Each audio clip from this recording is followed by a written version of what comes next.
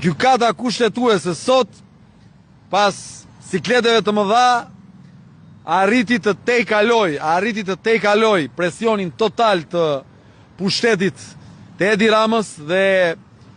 tranzicionin shqiptar. Sot është një ditë e rëndësishme, është një ditë ku pandëshkushmëria ka marrë një goditje fatale. Shpërndajeni këtë live, miq, shpërndajeni këtë live për gjithë miq që të na bëjmë pyetje, të kemi një bashkëbisedim për të folur në lidhje me zhvillimet dhe atë që duhet të ndodhë tashmë, pasi në gjykimin tim modest, sot nuk është vetëm rrëzimi i Belinda Baukut si koncepti një njeriu që ka bërë dëme në këtë vend, po është rrëzimi i godinës korruptive të Edi Ramës dhe i qeverisë së tij. Me angazhimin e tij për të mbrojtur me çdo kush Belinda Baukun, Edi Rama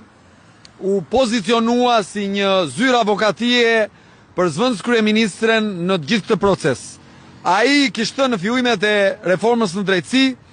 që partia që ai drejton, Partia Socialiste, nuk do të kthej kurrë në një zyrë avokatie për funksionarët e partisë së vet nëse kapeshin me probleme nga drejtësia. Fakti është që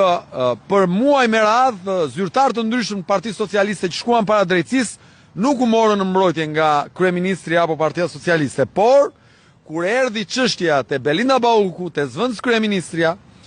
ai u angazhua totalisht dhe e ktheu këtë në një zyrë të madhe avokatie, duke angazhuar deputetët, ish-ministrat, ministrat dhe gjithë qeverinë në të gjitha nivelet, që nga komisioni posaçëm parlamentar dhe deri te gjykata kushtetuese. Një angazhim total që dëshmon se Edi Rama u vendos në mbrojtje të padrejtësisë, u vendos kundër organeve të drejtësisë, u vendos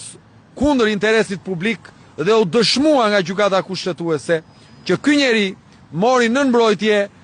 kundër interesit të qytetarëve zvendës kryeministren Belinda Bauku.